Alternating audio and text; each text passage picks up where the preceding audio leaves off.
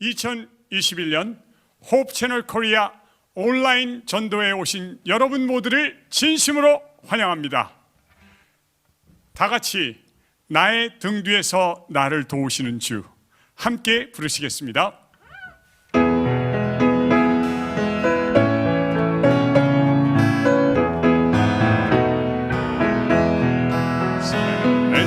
나의 등 뒤에서 나를 도우시는 주,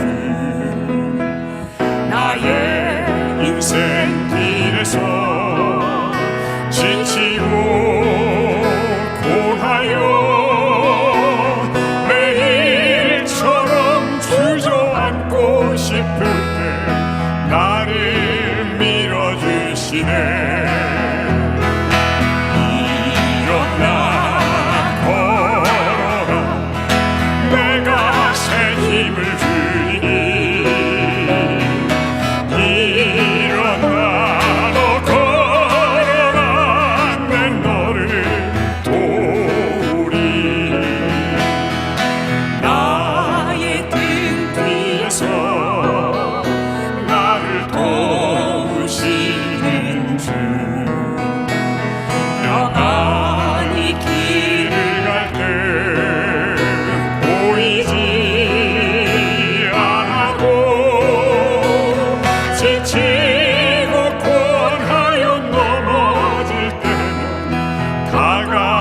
손 내미시네.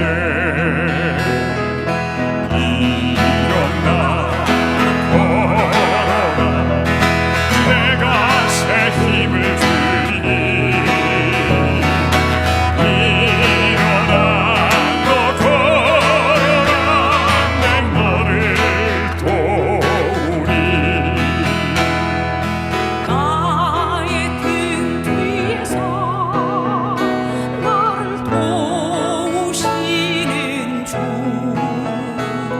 때때로 뒤돌아보면 여전히 계신 주,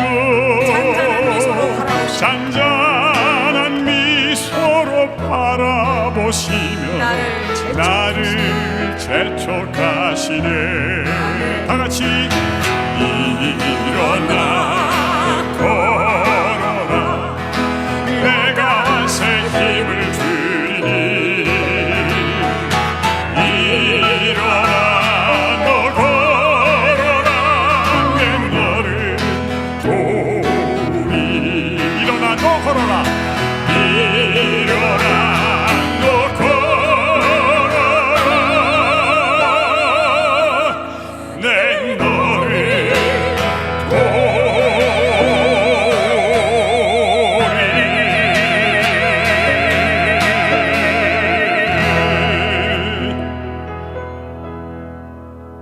아멘. 주제가 집으로 가자를 부르시겠습니다.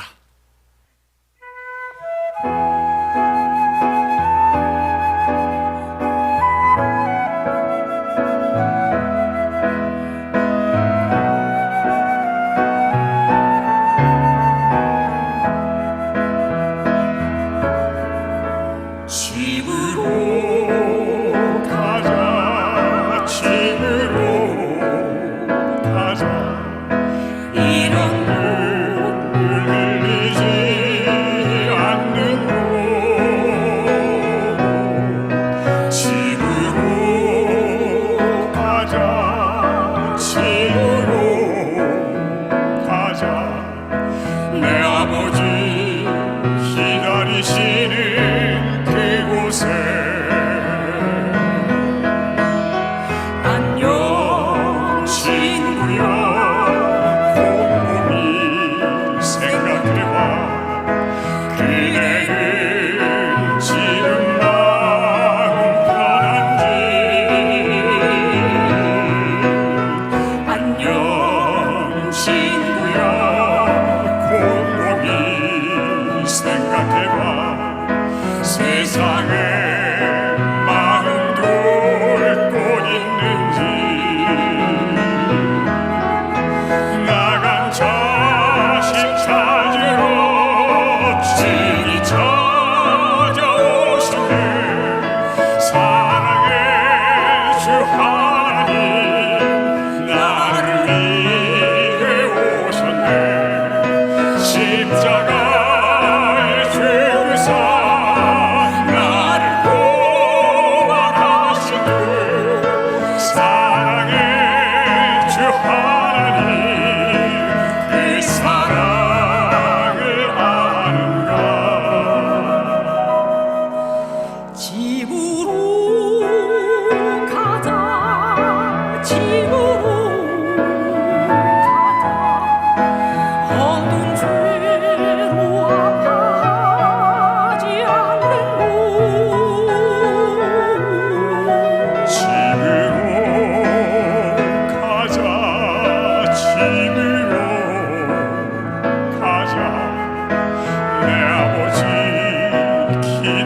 계시는 그곳에 안녕 친구여 생각해 보았는가 정말로 주님 사랑하는지 안녕 친구여 세상 떠나갈 때에 사랑하는 주님 만날 수 있는지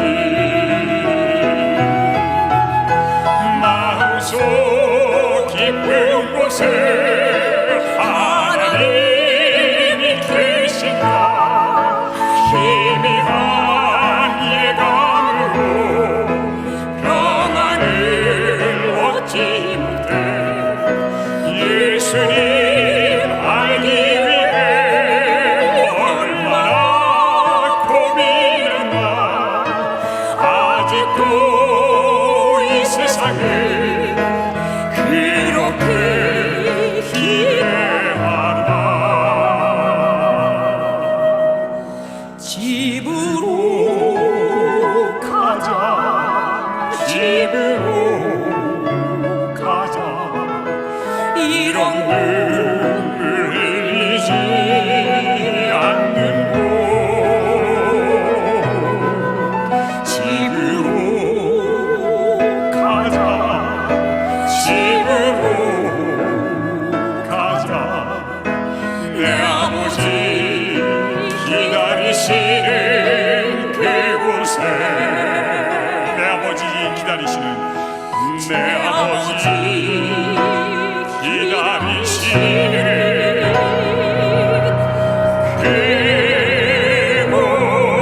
그곳에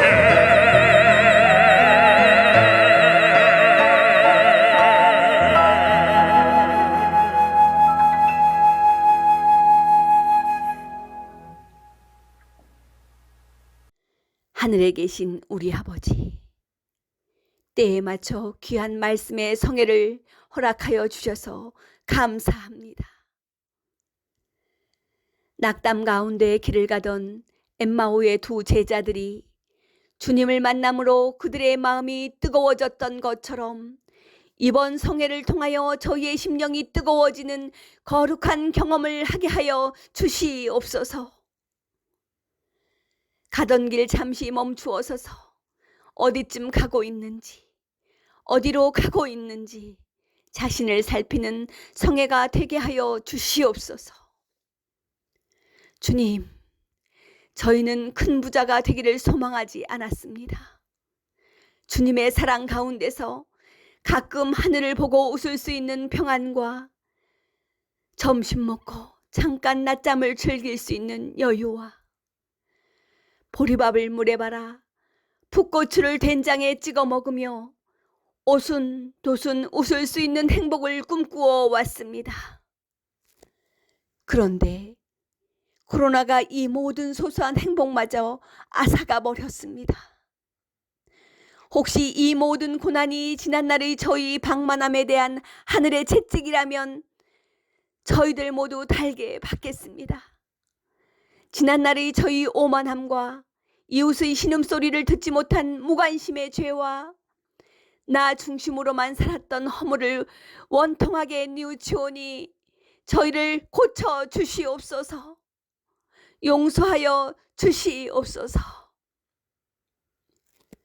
무엇이 잘 사는 것이고 무엇이 참 복인지 깨닫고 순종하는 사람이 되게 하여 주시옵소서.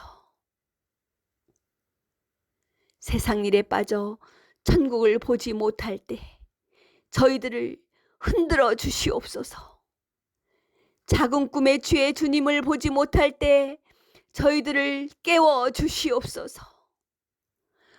오늘 세우신 종을 통하여 주시는 말씀이 저희의 과거를 고치고 주님께 돌아가는 이정표가 되게 하시옵소서. 복의 근원 되시는 예수님의 이름으로 기도드립니다. 아멘. 우리나라 사람들만큼 복을 좋아하는 민족도 드물 겁니다. 이 복자가 쓰여진 요를 깔고 복자가 쓰여진 이불을 덮고 베고 복을 아예 깔고 덮고 베고 자는 민족입니다. 복자가 쓰여진 치마, 저고리를 입고 복을 입고 다니는 민족입니다. 밥그릇, 국그릇, 숟가락 보십시오. 다 복자가 새겨져 있습니다. 복자가 새겨진 그릇에 복을 가득 담아서 복자가 쓰여진 숟가락으로 복을 복복 퍼먹고 사는 민족이 우리나라 사람들입니다. 여러분, 사람의 이름 중에도 복자가 들어간 이름이 의외로 많습니다. 만복, 대복, 태복, 형복, 영복, 경복, 명복, 상복, 제복, 복비리, 복빈이, 복자, 복진이, 복숙이, 복현이, 복실이, 복실이, 복일이. 어느 직원은 남의 못자리를 봐주다가 천하의 명당자리 하나를 발견하고 자신이 그 자리에서 당장 주고 그 명당자리를 차지했다는 그런 웃지 못할 얘기도 있습니다. 여러분, 사람들이 교회, 절, 성당을 왜 다닙니까? 복 받기 위해서 다닙니다. 새벽기도니 철야기도니 백일기도 3000배 다 동기가 비슷합니다. 불교에는 이판 스님과 사판 스님이 있답니다. 이판 스님은 불경을 골똘히 연구하는 학승이시고 이 사판 스님은 주로 행정을 맡아 하는 행정 스님들입니다. 그런데 그 두 스님들 사이에 서로 자기 의견이 옳다고 싸우는 일이 종종 있는데 이 싸우면 보통 싸우는 것이 아니라 너 죽고 나 살자 하는 식으로 박터지게 싸운답니다. 그래서 생겨난 말이 이판사판이라는 말입니다. 그 이판 스님 중에 휴암이라고 하는 한 고명한 스님이 계십니다. 그분이 한국 불교의 새 얼굴이라는 책을 쓰셨는데 그 책 가운데 한국 불교의 신앙 형태, 즉 지나친 기복신앙을 통렬히 비판하는 글이 하나 실려 있습니다. 제목이 이 복에 환장한 불교인들아 제목입니다.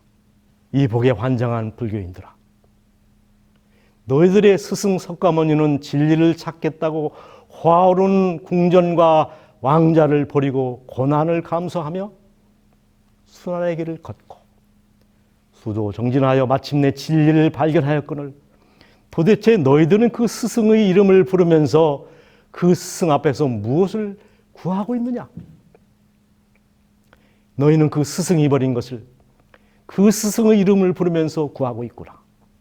이 복에 환장한 불교인들, 내 조국 대한민국의 불교인들이 1300만이라고 하는데 그 1300만이 130명으로 줄어든다 할지라도 불교를 좀먹고 있는 이 기복주의의 신앙은 반드시 사라져야 한다. 이 복에 환장한 불교인들아, 내 조국 대한민국에 과연 불교가 존재하는가? 이 종교의 본질을 외면하고 기복신앙, 복받는 일에만 열중하는 중생들을 향한 스님의 따끔한 충고인 것 같습니다. 저는 이 슈암의 글을 읽으면서 이 스님이 참 옳은 말씀을 하셨구나 하는 생각과 함께 내가 믿고 있는 기독교를 한번 돌아보게 되었습니다. 기독교 역시 마찬가지더라고요. 하여 저도 이 슈암의 글을 바탕으로 똑같이 한번 각색하여 써봤습니다. 거칠더라도 함께 자성하는 마음으로 들어보시길 바랍니다. 이 복에 환장한 기독교인들아, 너희가 섬기는 예수님은 하늘 상하 궁전을 버리시고 죄 있는 인간의 모습으로 오사 짐승의 구유에 누우셨고 온갖 오해와 질시, 고난과 질곡의 길을 걸어 마침내 가장 저주스러운 십자가에서 처참히 소멸되셨거늘. 도대체 너희 기독인들은 그 십자가를 바라보고 예수님을 믿는다고 하면서 도대체 무엇을 구하고 있는가? 너희 스승이 보인 겸손과 자아 비하의 숭고한 삶을 저버리고 정반대의 길을 걷고 있구나. 이 복에 환장한 기독교인들아, 내 조국 대한민국에 기독교인이 1000만을 헤아린다는데 그 1000만이 100만으로 줄어들고 100만이 100명으로 줄어든다 할지라도 이 기독교를 욕되게 하고 세상의 복만을 구하는 기복주의 신앙은 반드시 없어져야 한다. 이 복에 환장한 기독교인들아, 내 조국 대한민국에 과연 기독교는 존재하는가? 기독교는 복의 종교입니다. 맞습니까? 우리 하나님은 우리에게 복 주시기를 기뻐하시는 하나님입니다. 내가 반드시 너를 복주고 복주며 너를 번성케 하고 번성케 하리라. 하나님께서 우리를 왜 창조하셨습니까? 복 주시기 위함입니다. 그러나 이 복에 대한 그릇된 이해 때문에 오늘날 기독교는 세상으로부터 무속 종교와 다를 바 없다는 핀잔을 듣고 있습니다. 하나님은 인간의 천박한 욕망을 충족시켜주는 축복 기계가 아니란 말입니다. 그렇다면 이 성경에서 말하는 진정한 복이 무엇일까요? 이 세상 사람들은 5가지 복을 말합니다. 수, 부, 강령, 유오독, 고정명. 쉽게 풀어서 말씀드리면 이 수라고 하는 것은 말 그대로 오래 사는 겁니다. 부, 풍요의 부. 강령이라고 하는 것은 건강하고 편안하게 사는 복을 가리킵니다. 유오독, 베풀어 덕을 쌓는 복입니다. 고정명, 평안하게 생을 마감하는 죽은 복을 가리킵니다.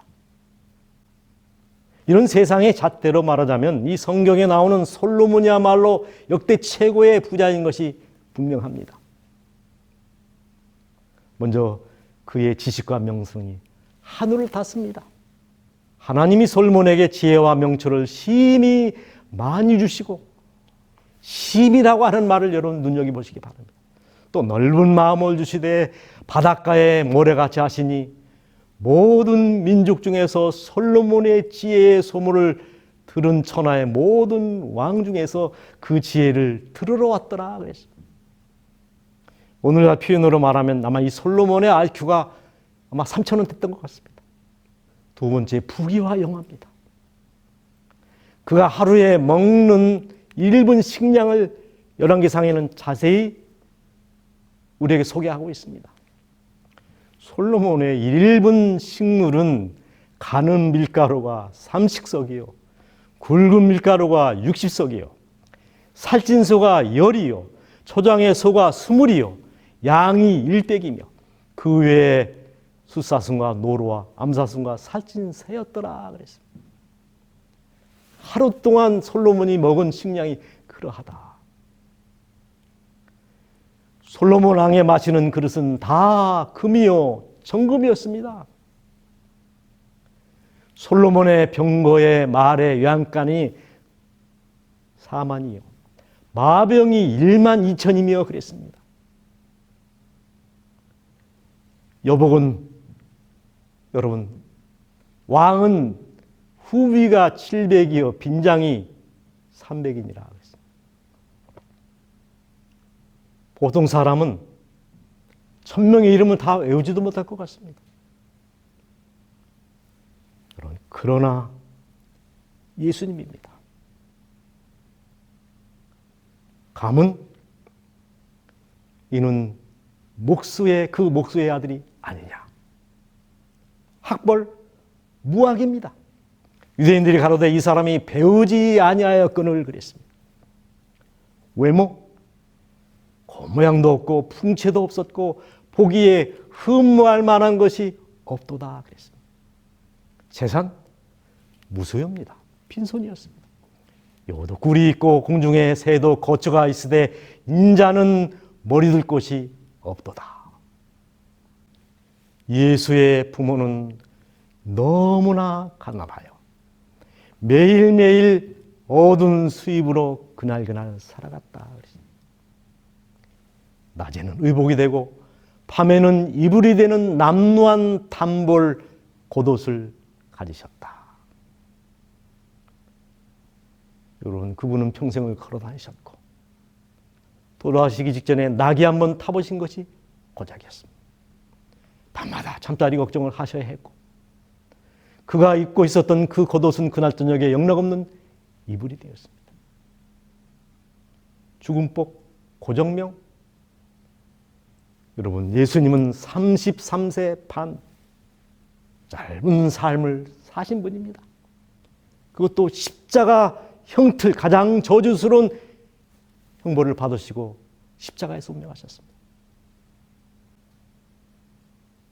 그러나 여러분, 부귀공명, 행복의 삼박자를 완벽하게 갖추고 살았던, 원 없이 살았던 솔로몬의 전도서는 헛되고 헛되며 모든 것이 헛되도다, 헛되다는 소리를 무려 40번 반복하고 있습니다. 이렇게 시작되고, 복음을 전하다가 목뱀을 당한 사도 바울의 에베소서는 찬송하리로다라는 말로 시작되고 있습니다. 누가 더 행복한 사람입니까? 여러분, 이 솔로몬은 결코 염세주의자거나 허무주의자가 아닙니다. 지와 명철이 하늘을 찌를 만한 명철을 가지고 있는 이성적인 사람입니다. 살아보니 그렇더라 이것입니다. 경험에서 나온 회한과 후회와 탄식. 행복은 소유에 비례하지 않는다는 경험을 그가 고백하고 있는 것입니다. 여러분이 기독교의 핵심 가치가 무엇인지 아십니까? 죽음으로 살고, 버림으로 얻고, 비움으로 채우고, 낮아짐으로 높아지고, 섬김으로 지배하고, 깨어짐으로 창조되고, 용서함으로 보복하고, 저줌으로 이기고. 성경이 말하는 복과 이 부의 개념도 세상의 것과 완전히 다릅니다. 많이 가진 자가 부자가 아니라 많이 나눠주는 자가 부자다. 상자에 앉은 사람이 높은 사람이 아니라 낮은 자리에 내려앉는 사람이 높은 사람이다. 세상을 소유한 사람이 부자가 아니라 하나님을 소유한 사람이 진짜 부자라는 것입니다. 이런 구체적인 얘기를 좀 해보십시다. 이 부의 대원칙, 가장 큰 원칙은 복의 근원이 하나님이시다 이것입니다. 내가 여호와께 아뢰되 주는 나의 주시오니 주밖에는 나의 복이 없나이다. 주밖에는 나의 복이 없나이다. 여러분, 두말할 필요가 없습니다. 세 개의 기도를 한번 펴놓고 보십시오. 미안한 얘기지만 불교나 이슬람교나 힌두교나 이 토속 종교를 믿는 나라는 한결같이 못 살고 형편이 없습니다. 여러분, 이 기독교를 믿는 나라를 잘 살펴보시길 바랍니다. 다 잘 삽니다. 다 선진국입니다. 여러분, 우리나라도 마찬가지예요. 반만년 역사를 가졌다고 자랑하지만은 그 반만년 역사의 대부분은 가난하게 살았습니다. 기독교가 이 땅에 들어오니요, 비로소 여러분 살만한 나라가 된 것입니다. 예수님 없이 살았던 반만년보다, 그죠? 예수님이 들어온 이후에 우리의 삶이 얼마나 윤택하고 편리해졌는지는 여러분이 잘 아십니다. 이 조그마한 나라가 세계 경제 7위에 올라 있습니다. 이렇게 축복받은 나라가 된 비결이 여러분 뭐라고 생각하십니까? 하나님을 잘 믿어서라고 저는 그렇게 생각합니다. 여러분, 미국 다음으로 선교사를 가장 많이 파송한 나라가 어느 나라인지 아십니까? 우리나라입니다. 복의 근원이 하나님이신 것이 분명하지 않습니까?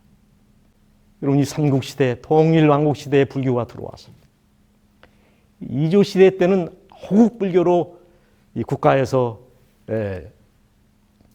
이 불교를 장려하지 않았습니까? 그러다가 이조시에 들어와서는 숭유억불 정책을 펴옵니다. 돕첩제를 두어서 이 스님이 되는 일들을 제안을 했습니다. 그러다가 이조 마렵에 우리나라에 기독교가 들어오지 않았습니까? 여러분, 기독교가 들어온 이후에 우리나라가 큰 나라가 됐습니다. 여러분이 지금 보시는 저 지도의 그림들은 빨간색이 우리나라 교회 분포도입니다. 얼마나 많은 교회들이 전국 방방곡곡에 세워졌는지를 한번 보시기 바랍니다. 그 다음 그림은 한강을 중심으로 한 교회 분포도입니다. 보십시오. 이것은 설이 아니고 공식입니다. 예수님을 잘 믿으면 잘 살고 안 믿으면 가난하게 된다. 세계 지도가 말해주는 공식입니다, 여러분. 두 번째입니다. 하나님의 말씀을 지키는 것이 복이다. 내가 내 하나님 여호와의 말씀을 삼가 듣고 내가 오늘날 내게 명하는 그 모든 명령을 지켜 행하면 내 하나님 여호와께서 너를 세계 모든 민족 위에 뛰어나게 하실 것이라. 13절 여호와께서 너로 머리가 되고 꼬리가 되지 아니하게 하시며 위에만 있고 아래에 있지 않게 하시리니. 여러분, 이 말씀을 실제에 있는 나라가 유대민족입니다. 세계에 있는 모든 유대인들을 다 합해도 1,500만 이상을 넘지 않습니다. 우리나라 서울시 상주 인구에 불과합니다. 세계 인구의 0.2%에 지나지 않습니다. 여러분, 이스라엘은 강원도보다 조금 큰 나라입니다.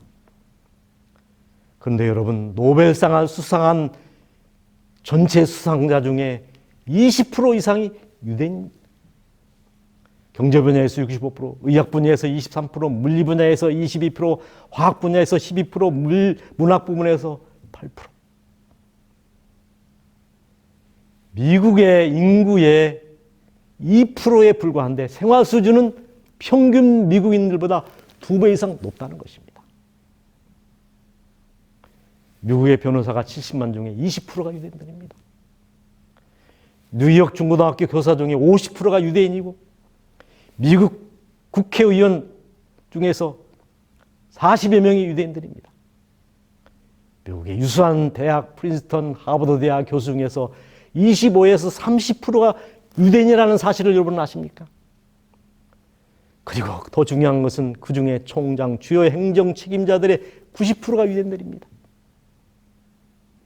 가장 영향력 있는 뉴욕 타임즈라든가 워싱턴 포스트 사장 다 유대인들입니다. 심리학자 프로이드, 샤갈, 또 아인슈타인, 다 본스타인, 키신저 이런 사람들이 다 유대인이라는 사실을 우리는 잘 알고 있습니다. 다 그들이 유대인들입니다. 이 적은 나라가 전 세계의 국민의 40%를 소유하고 있다고 합니다. 여러분, 그 힘이 어디서 나왔습니까? 여러분이 잘 아십니다. 미국 역시 마찬가지입니다. 영국 국왕 제임스 1세의 종교 탄압을 견디다 못해 180톤짜리 목선을 찧어서 종교적 망명을 시도한 사람들이 청교도들, 그들이 세운 나라가 미국입니다. 그들은 2달 동안의 긴 항해 끝에 미국의 프리모스 항구에 도착합니다. 그들이 배에서 내려서 가장 먼저 한 일은 땅에 입을 맞춘 다음에 무릎 꿇어 기도하고 그 다음에 교회부터 지었습니다. 여러분, 미국 동부는 11월만 12월이면 춥습니다. 당장 필요한 것이 자신들의 거처였지만 그들은 가장 먼저 교회부터 지었습니다. 그 다음에 학교를 짓고 가장 나중에 자신들의 집을 지었습니다. 이것이 여러분 미국의 건국정신입니다. 그들은 새벽에 일찍 일어나 하루에 12시간씩 성경을 연구하고, 여기 윌리엄 브린은 보통 하루에 17시간 동안 하나님의 말씀에 창념했다는 거예요. 그들의 지도자였던 루더포드가 이렇게 고백했습니다. 우리가 가진 것이라고 한 손에 성경과 그리고 주님 앞에 끌어 기도할 수 있는 무릎밖에 없었다. 여러분, 미국은 무릎으로 세워진 나라입니다. 102명으로 출발을 했지만 항해하는 중에 여러 사람이 죽었고 그 겨울이 나고 보니 44명이 또 풍토병으로 쓰러졌습니다. 나머지 50여 명이 세운 나라가 지금의 미국인 것입니다, 여러분. 사실 미국은 역사가 짧아 유물이 없는 나라입니다. 그래서 영국 앞에 겸손한 거죠. 여러분, 미국이 언제 세워졌습니까? 1776년입니다. 불과 245년의 역사를 가지고 있습니다. 그렇다면 이 1776년이면 1777년에 정조가 왕위에 오릅니다. 여러분, 이조가 27대 왕으로 끝나지 않았습니까? 이 영조, 정조가 아마 20이 될 것입니다. 얼마 전의 얘기입니다. 이런 일천한 역사를 가진 미국이 지금 온 세계를 호령하는 이유가 어디에 있다고 생각하십니까? 이유는 단 한 가지입니다. 하나님을 잘 믿어서입니다. 여러분, 미국 돈 $1짜리를 펴보시길 바랍니다. We trust in God. 우리는 하나님을 믿는다. 여러분, 미국 달러에 이 글을 새겨 넣었습니다. 그들은 지금도 성경에 손을 얹고 대통령 취임 선언을 합니다. 하나님을 제일로 섬겼기 때문에 하나님도 미국을 제일 가는 초인류 국가로 만들어주신 것입니다. 제가 다시 읽습니다. 내가 내 하나님 여호와의 말씀을 삼가 듣고 내가 오늘날 너에게 명하는 그 모든 명령을 지켜 행하면 내 하나님 여호와께서 너로 세계 모든 민족 위에 뛰어나게 하실 것이라.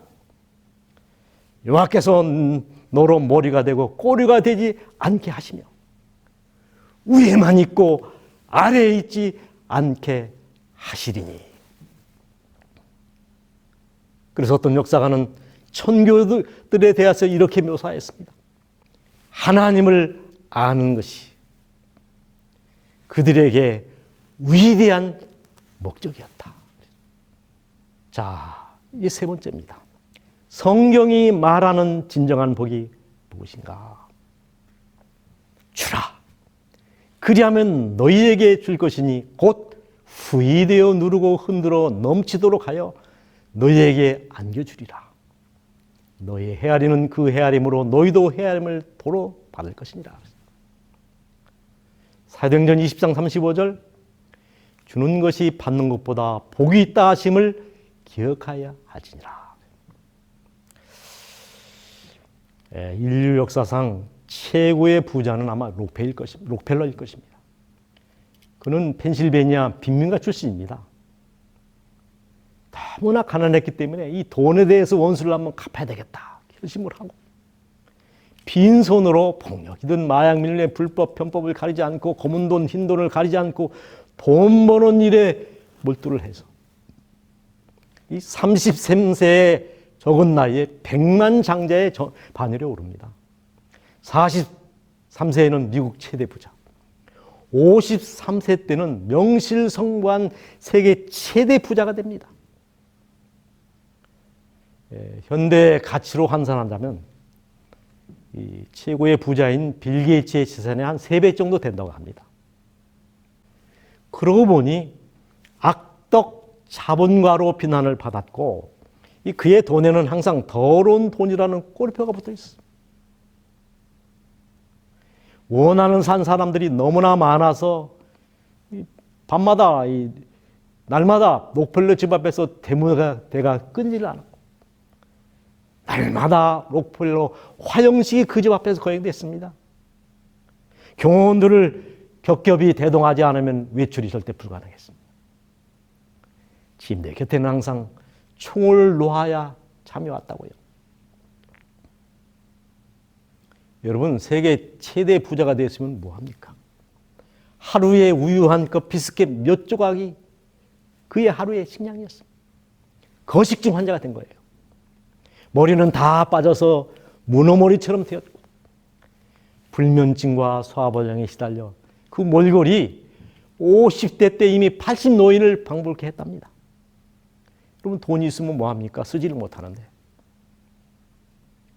이 당시 루즈벨트 대통령이 뭐라고 얘기한 줄 아십니까?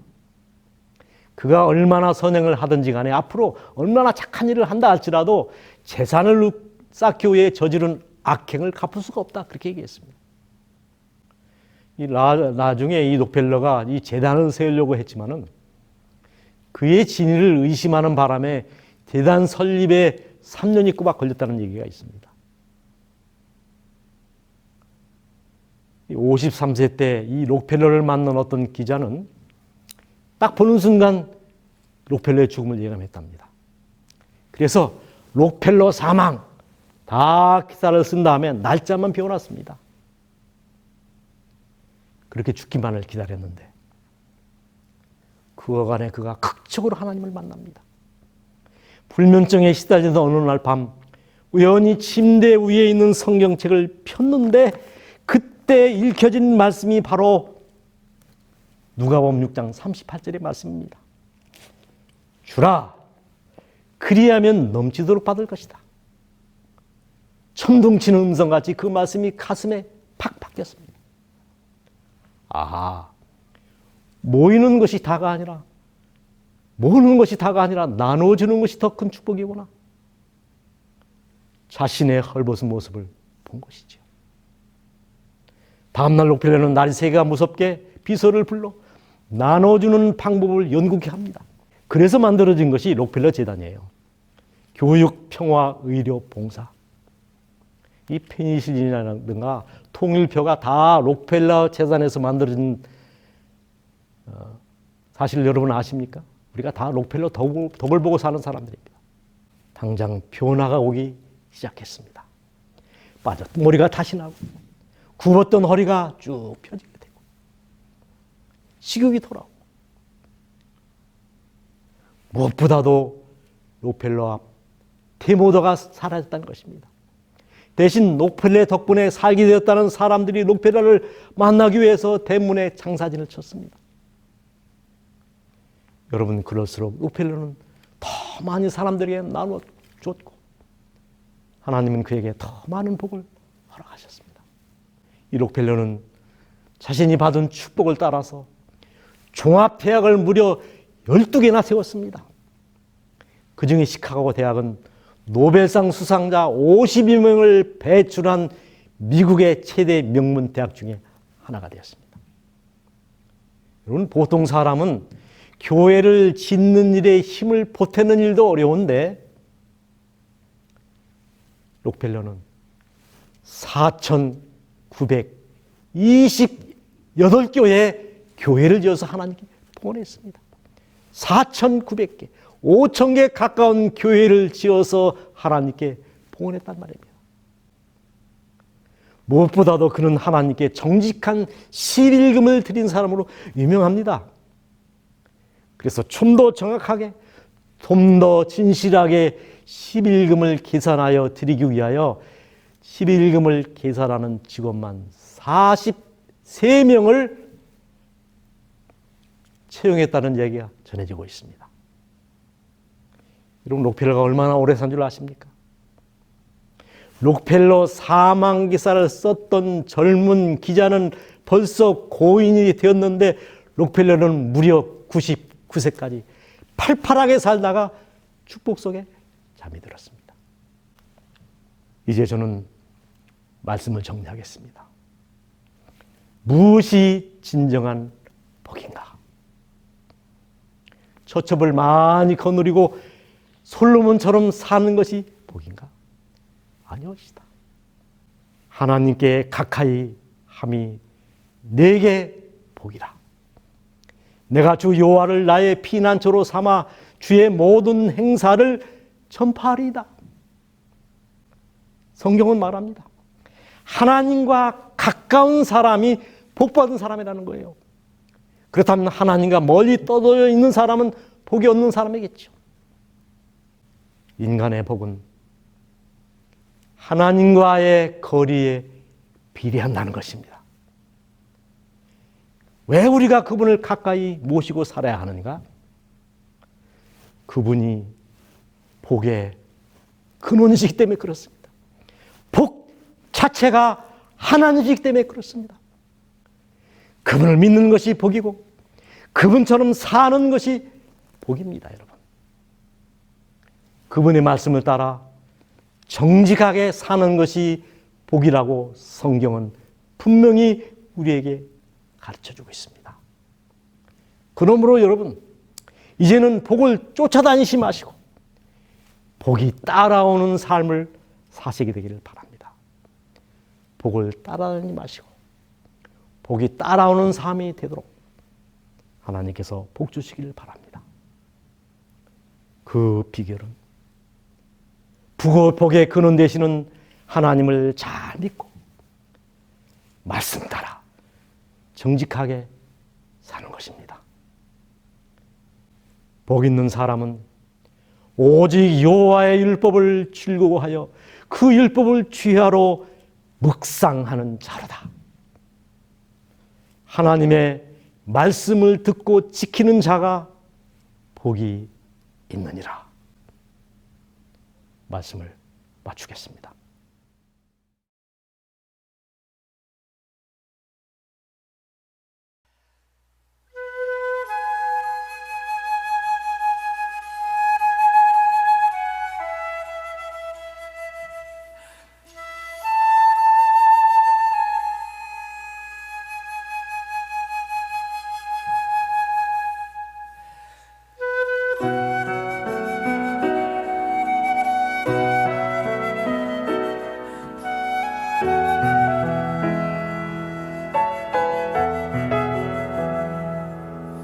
내가 너를 얼마나 사랑하는지 너는 아느냐.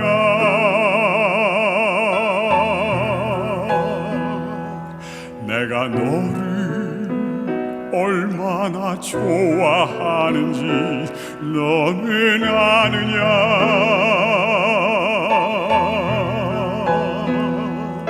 내가 너를 얼마나 기다렸는지 너는 아느냐. 너는 아느냐. 너는 아느냐.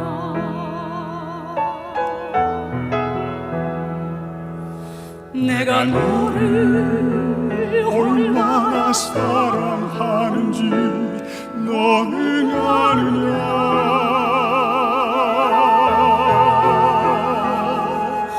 내가 너를 얼마나 좋아하는지 너는 아느냐.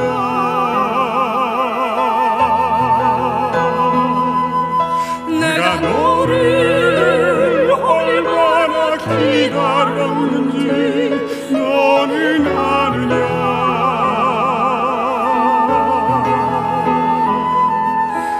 너는 아느냐. 너는 아느냐.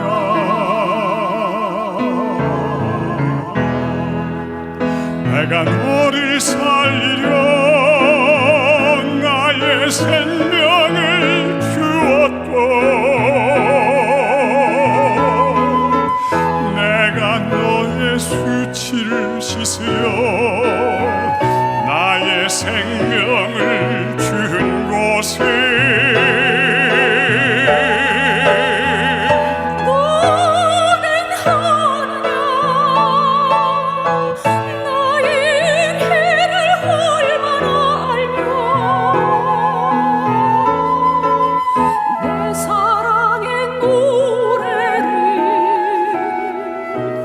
너는 아느냐.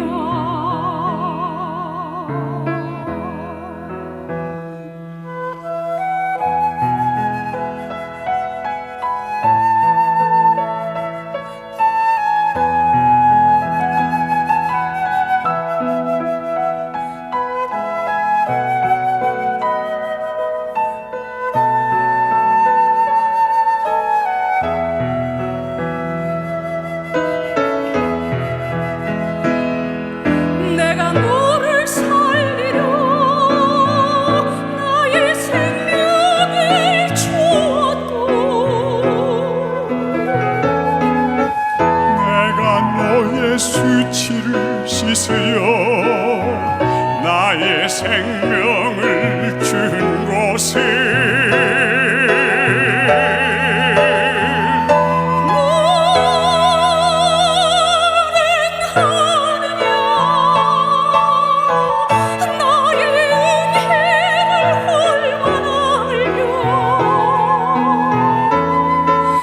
내 사랑의 노래를 너는 아느냐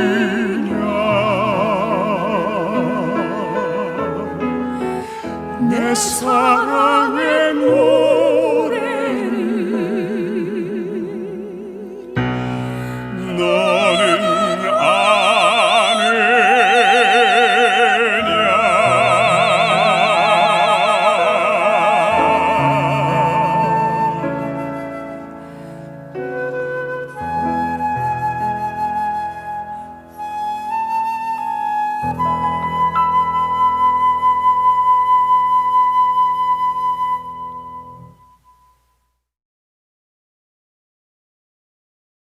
아버지 하나님이시여,